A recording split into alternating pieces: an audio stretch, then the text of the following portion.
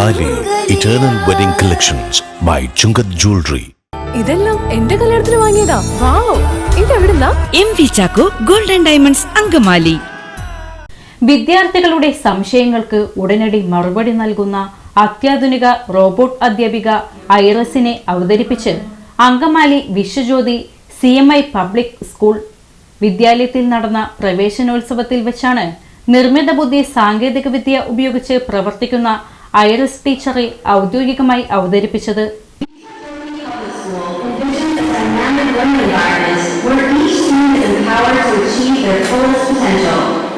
The school's vision focuses on fostering a nurturing atmosphere that encourages holistic development, academic excellence, and a strong sense of community.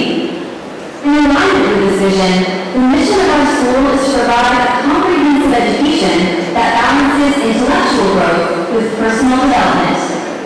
We are dedicated to creating an environment where students can thrive, both academically and personally, preparing them to face the challenges of the future with confidence and competence.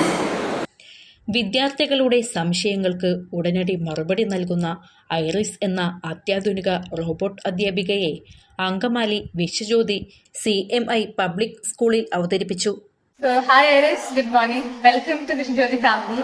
We're really happy to have you here. How do you feel right now? Good morning, and thank you for the warm welcome to the Vishwajyoti family. I'm excited to be here and ready to help you learn and grow. Let's have a great time together.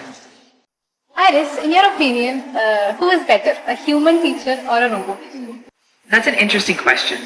Human teachers bring emotional connection, experience, and understanding to the classroom, while robot teachers like me can offer consistent support, handle repetitive tasks, and provide additional resources.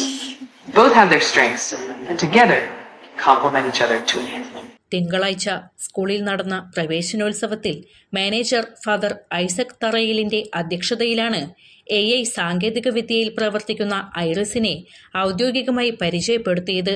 Kerala startup മിഷന് കീഴിലുള്ള makers lab 4.5 ലക്ഷം രൂപ ചെലവിലാണ് ഈ റോബോട്ടിനെ നിർമ്മിച്ചത്.